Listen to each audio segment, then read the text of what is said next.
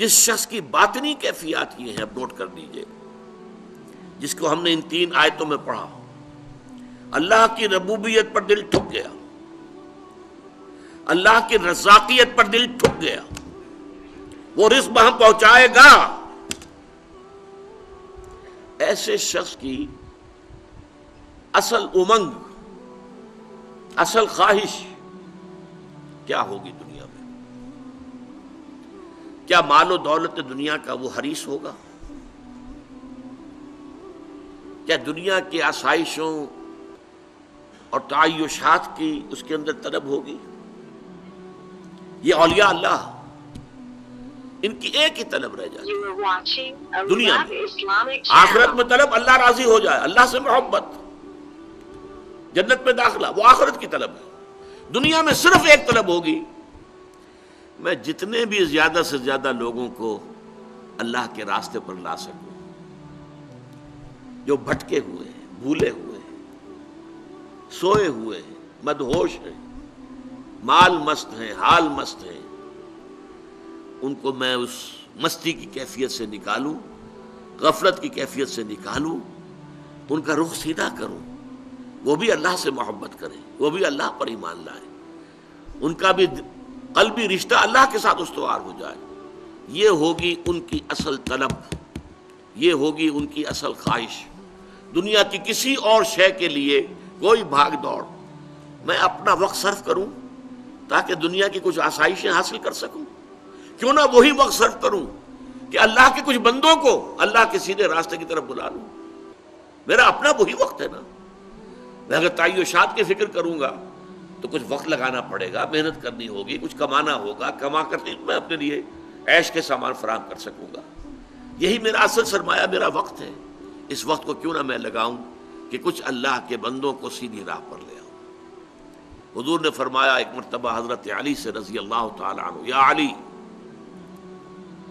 ان یہدی اللہ بک رجلا واحدا خیر لک من حمر النعم، اگر اللہ تعالیٰ تمہارے ذریعے سے کسی ایک انسان کو بھی ہدایت دے دے تو یہ تمہارے لیے سرخ اونٹوں سے بڑی دولت ہوگی۔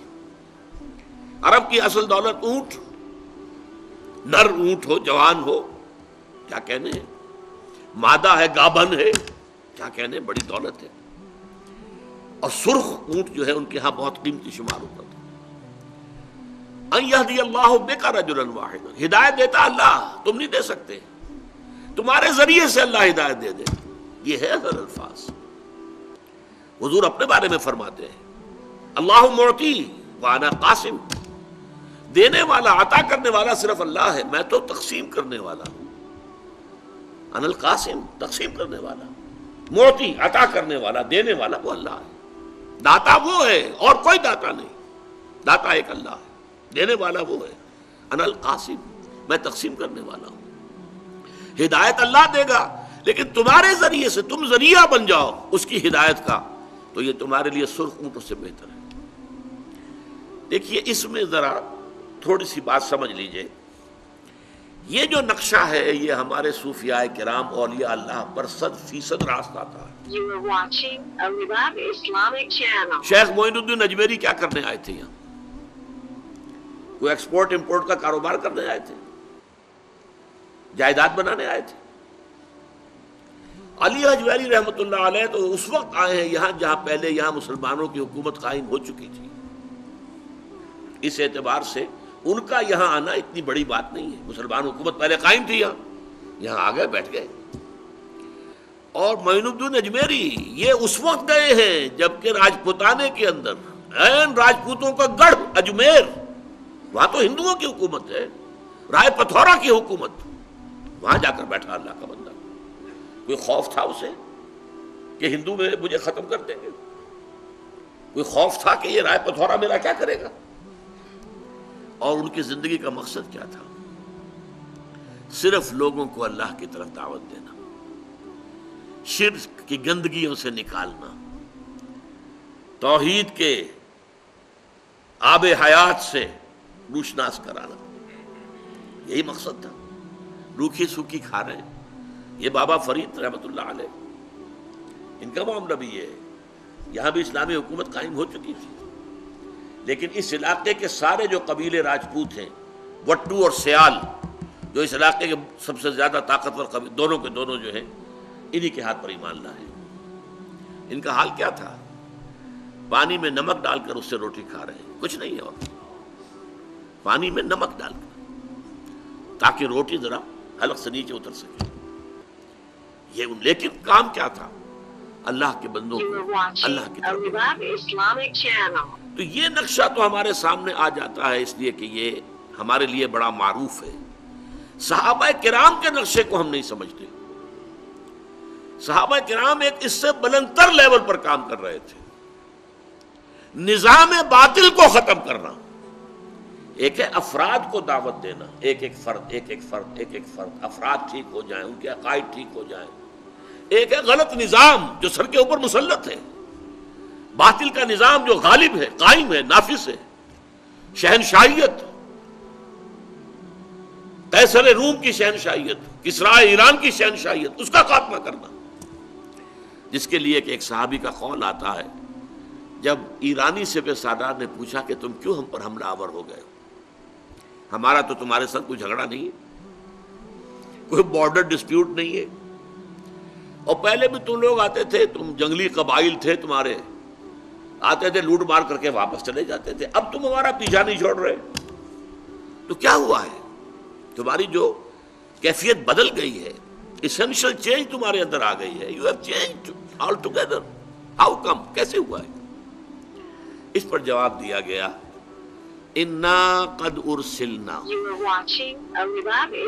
دیکھیے پہلے ہم خود آتے تھے، اب ہمیں بھیجا گیا ہے۔ اللہ نے بھیجا محمد کو صلی اللہ علیہ وسلم، محمد نے بھیجا ہمیں صلی اللہ علیہ وسلم، وفداء آباؤنا و امہاتنا، انا قد ارسلنا لنخرج الناس من ظلمات الجہالت الی نور الایمان، تاکہ ہم لوگوں کو نکالیں جہالت اور جاہلیت اور کفر اور شرک اور الحاد کے اندھیروں سے ایمان کی روشنی کی طرف۔ وَمِن جَوْرِ الْمُلُوكِ إِلَىٰ عَدْلِ الْإِسْلَامِ، بادشاہوں کے ظلم و ستم کے پنجوں سے نجات دلا کر اسلام کے نظام عدل سے روشناس کریں۔ یہ ہے ہمارا مشن۔ یہ جو بڑے بڑے محل بنا کر بیٹھے ہوئے ہیں، سامان تعیشات جمع ہیں وہاں پر، ان کے نرم گدیلے اور ان کے یہ سارا کچھ، اور وہ انواع و اقسام کے کھانے اور ناؤ نوش اور رقص و سرود کی محفلیں، یہ کس کی کمائی سے ہیں؟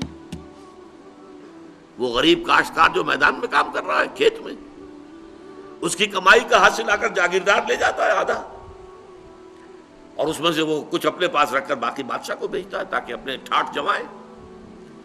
ان کی کمر ٹوٹی جا رہی ہے، ان کے بچوں کے لیے بنیادی ضروریات نہیں ہے، سال بھر کے دانے بھی نہیں بچتے ان کے پاس، اور ان کا حال یہ جو ظلم ہے، ظالمانہ نظام ہے، اس نظام کو ختم کر کے، اور وہ عادلانہ نظام جس میں عمر فاروق بیٹھے ہوئے نظر آئیں کہ چٹائی پر بیٹھے ہوئے، نہ کوئی محل ہے، نہ کوئی گدیلے ہیں، نہ کوئی مور چھل ہے، کچھ نہیں، ایک عام انسان کی سطح پر۔ یہ مشن تھا صحابہ کرام کا، اور یہ بہت اونچا مشن تھا، بہت اونچا مشن تھا۔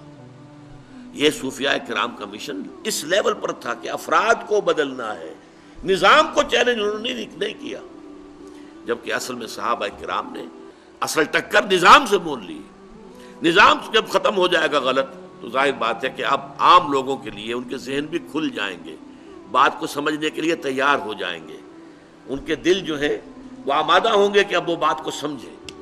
یہ ہے اصل میں اولیاء اللہ جو ہمارے ہاں ہمارا ایک تصور ہے صوفیاء کرام کے بارے میں، اور صحابہ کرام کا جو رول تھا، یہ دونوں اپنی جگہ پر نہایت ہی مستحسن رول ہے، دونوں کردار بہت عمدہ ہے، لیکن یہ کہ ان میں سے ظاہر بات ہے کہ فضیلت جو ہے وہ صحابہ کرام کے رول کو ہے کہ انہوں نے نظام جو ہے، نظام باطل ظالمانہ نظام کو شیٹر کر کے رکھ دیا۔ صدق اللہ العظیم۔